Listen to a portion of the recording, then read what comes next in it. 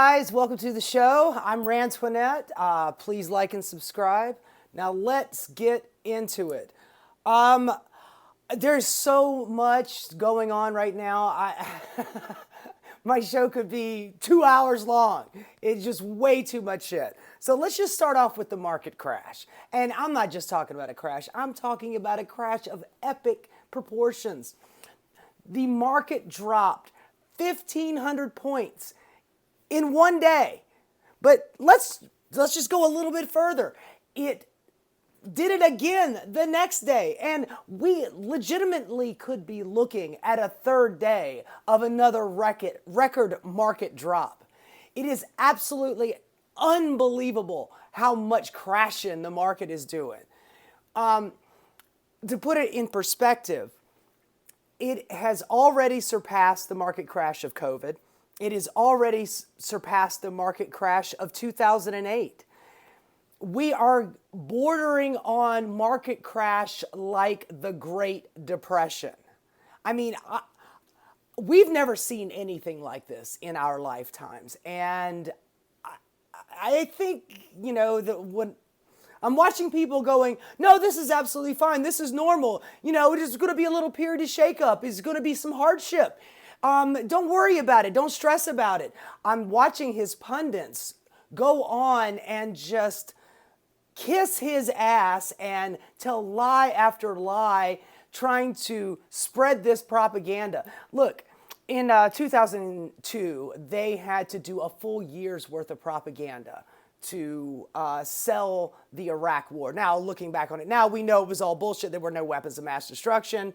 All of the lies that they told to get us there, they were all lies. But it took them a year to sell that damn war. And they are literally trying to sell this trade war while it's happening. That old expression, trying to build the plane while you're flying it. This is more like trying to build the plane next to you while you're flying the plane that's not built yet. It's absolutely insane. And we could be, look, I don't want this to happen. I don't want this to happen. But we could be looking at a new Great Depression. As Trump would say, to the likes we've never seen before, or at least in our lifetimes. And when you top it off with the market crash and firing a whole bunch of government employees, Dodge is already laying off people. This is just beginning. This is just beginning. You add getting rid of Social Security, the job loss, the prices of everything going up. People are already holding on to what little bit of money that they have left. Wait until it actually starts hitting like food supply.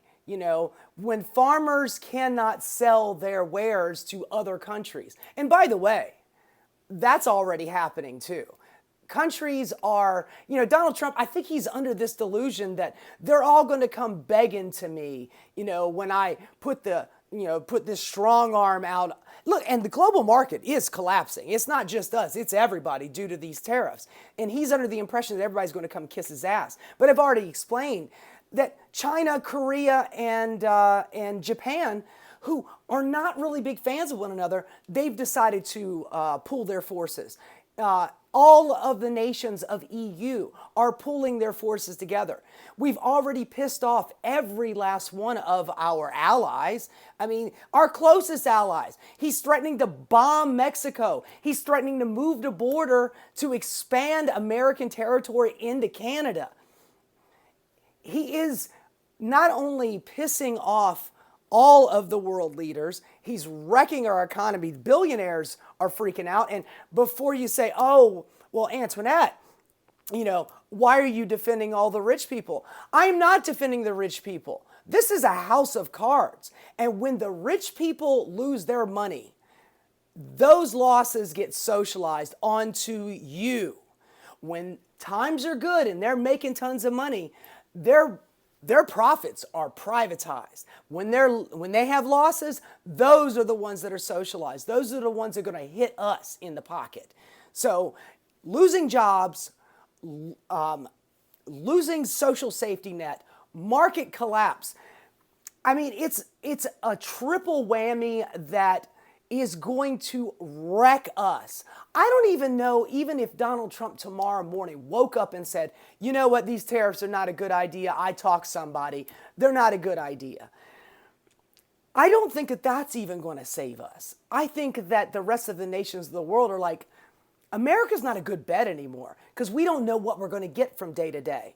And here's a cute one that just kind of blows my mind that I heard where Donald Trump finally got his tariff idea from.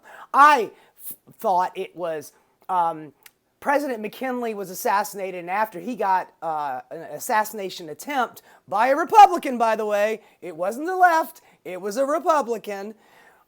After he got that assassination attempt, I was under the impression that he was asking, well, who else got an assassination attempt? And somebody said McKinley, and he looked into McKinley, or somebody looked into McKinley for him, and he says, oh, well, he likes tariffs, I like tariffs too. No, I was wrong about that. No, dead wrong about that. Turns out, in his first term, he doesn't have an economic advisor. He asked his son-in-law, which, by the way, I remember, he farmed out so much shit to Jared Kushner. Go fix the Middle East for me. I let Jared take care of the Middle East and bring prosperity to the Middle East. Congratulations. But he also asked him to find him an economic advisor. So Jared Kushner goes online on Amazon looking at books written by economic advisors. I assume he was looking at like Republicans or what have you. And he came across this book by Ron Vera that talked about tariffs. And it turns out that Ron Vera was cited by a guy, by what's his face, he's part of the Trump administration. His name is Navarro. And if you guys remember, he went to jail recently for not complying with a court order to come before Congress to testify, and he finally ended up going to jail for like 4 months, just like Steve Bannon did. Well, he reached out, Navarro kept citing this guy, Ron Vera, as a genius economist who recommends tariffs. He thinks that tariffs are a great idea. And after Trump just got reelected, this guy, Ron Vera, starts posting online saying, Trump has got a good head on his shoulders. This tariff thing is going to work. It's going to kick ass. It's going to take names, and America's going to be great again. Turns out that Ron Vera is an anagram for Navarra. The guy referenced his fucking self. How fucking crazy is that? It is Navarra, Ron Vera. He switched around the letters, came up with this crazy guy, this figment of his schizophrenic imagination, and referenced that and saying, that guy's really smart. We should follow what he says. It's like, he's your invention, dude. So this guy, who possibly is a lunatic, I mean, honestly, if you're trying to sell this economic plan, you are a lunatic. I'm watching Jeanine Pirro on Fox News going, oh, why do people care about their 401k? I don't know, drunk rich lady. Probably because they need to retire and they need that money for retirement. I watched the Commerce Secretary Lutnick.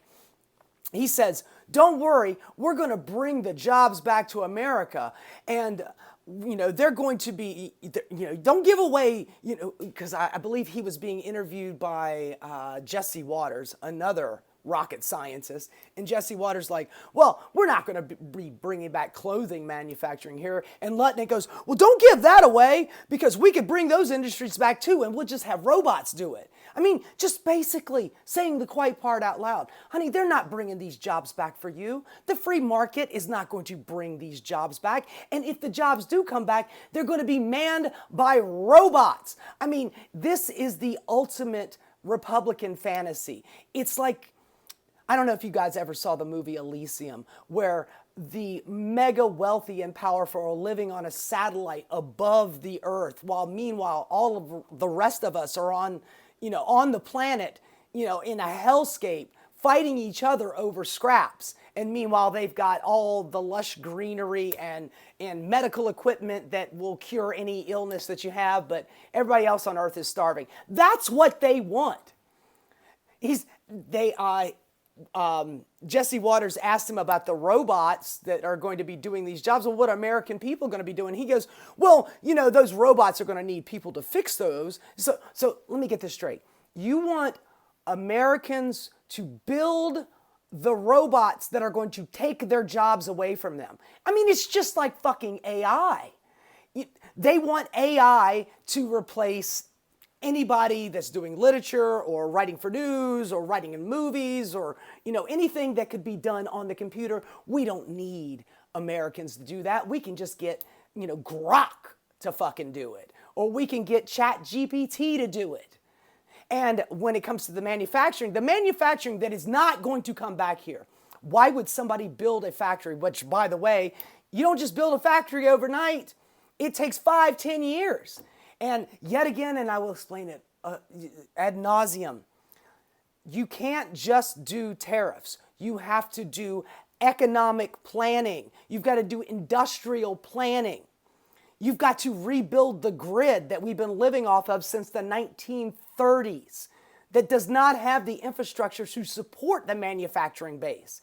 You have got to do industrial planning to bring the infrastructure back to America so they can bring back manufacturing. But it seems like to this Lutnick character, the Commerce Secretary, that he's not even talking about bringing American jobs back to American workers. He's bringing back robotic jobs for a handful of Americans to fix the robots. This is not normal, and there are absolutely no adults in the room.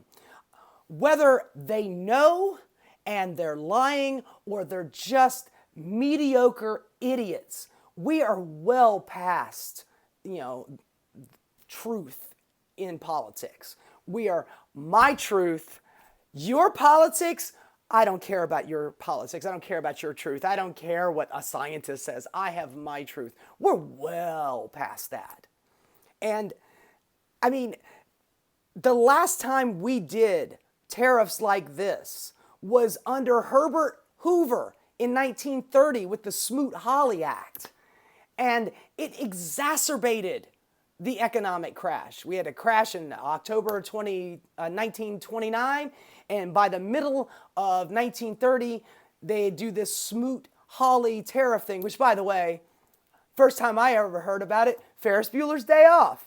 What's his name? Ben Stein was up there acting as a teacher, and he's up there going Smoot-Hawley, and did it fix the economic problem, or did it exacerbate it?